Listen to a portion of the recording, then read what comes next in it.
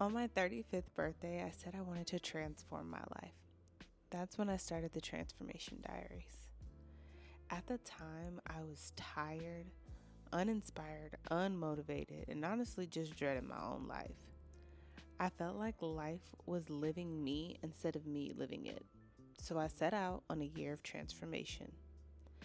But here's the thing, transformation doesn't happen in a year, it takes longer. It's messy and has been filled with both highs and lows. So now at 36, I want to share not just what I've learned, but reminders for anyone who feels like life is already over, like it's too late to change. This is for the woman who feels stuck, but knows deep down she's meant for more. And this isn't just for you, this is also a reminder for me.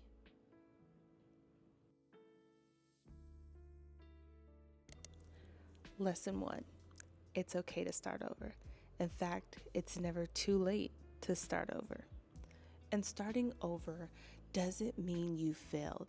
It means you were brave enough to try again. Whether it's routines, dreams, or even parts of yourself you thought you lost, it's never too late. You are not behind. You're not crazy for wanting to start over at any age. We are constantly growing and constantly transforming, which is the beautiful thing about life. When I quit pageants and really just decided to focus on teaching, I lost myself. And I thought I was crazy for wanting to get back to that version of me that felt confident and beautiful. And it's not crazy.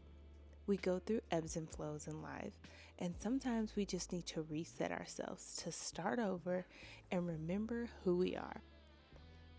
So if you lost track of yourself, it's okay to start over and reinvent yourself. Lesson 2, and this is a big one. Don't wait for a man. For a long time, I thought life would finally begin when I had a partner, when I got married, when I found my Boaz, when I had someone to share the home, the trips, the milestones with. But the truth is, my life is already full. I didn't wait for the man to get the house. I didn't wait for the man to have the kid. I am a solo mom, a homeowner, a teacher, and a creator. So the lesson here is not to wait for someone else to make your life worth living. Travel, decorate, pursue those dreams, and find joy all on your own, because you are already worthy of a full life right now as you are. Now, we're not saying that we don't want the man to come along, but we're not going to put our lives on pause and avoid doing all the things just because we don't have the man.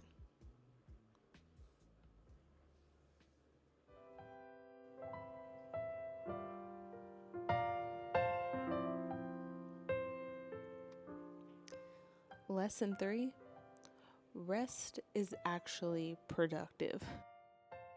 I used to wear myself out. I used to wear exhaustion like it was a badge of honor. And I thought if I wasn't hustling and moving and accomplishing something every second, I wasn't doing enough. But I learned that rest isn't wasted time. Rest is necessary. Rest gives me clarity. It makes me a better mom, a better teacher, a better version of myself. Sometimes the most productive thing you can do is to slow down and breathe.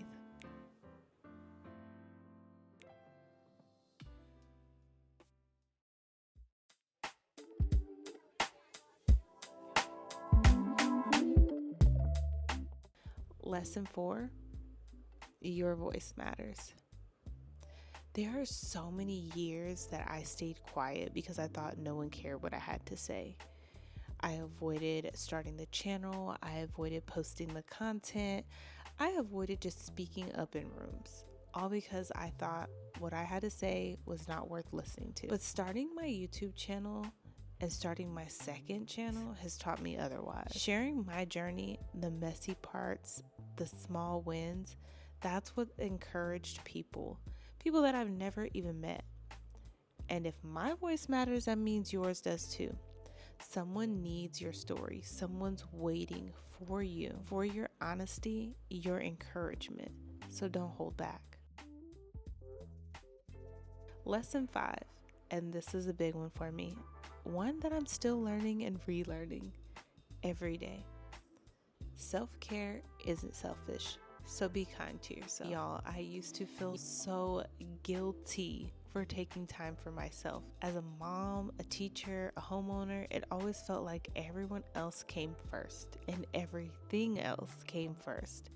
And that if I wasn't pouring into my people, then I wasn't doing enough. But what I've learned is that self-care isn't selfish. It's necessary. When I take care of my health, my routines, my peace of mind, I show up better for everyone around me. So being kind to yourself doesn't mean neglecting others. It means making sure you're whole enough to give from a full cup.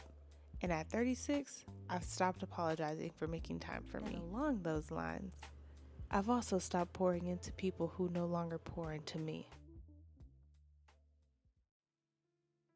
Lesson 6. Joy is found in the small things. The Friday night movies in the park, coffee in the morning, bedtime routines, and laughter in the kitchen. It's those little moments that are everything. A bonus lesson for you. One of my biggest lessons I've learned this year is that money is about freedom, not just numbers. I am big on budgeting, and it's not because I have a scarcity mindset. Budgeting and saving aren't only about paying your bills. They're about peace of mind, being prepared for the unexpected, and creating the freedom to say yes to things that matter. For me, that's security for my son, space to invest in myself, and a margin to enjoy life without fear. At 36, I see money as a tool, not the finish line. So this is 36, not a finish line, but another beginning. I'm not going back to who I was. I'm becoming who I was always meant to be. And if you're watching this, I hope you know, it's not too late for you either. Your story isn't over. You're still becoming too.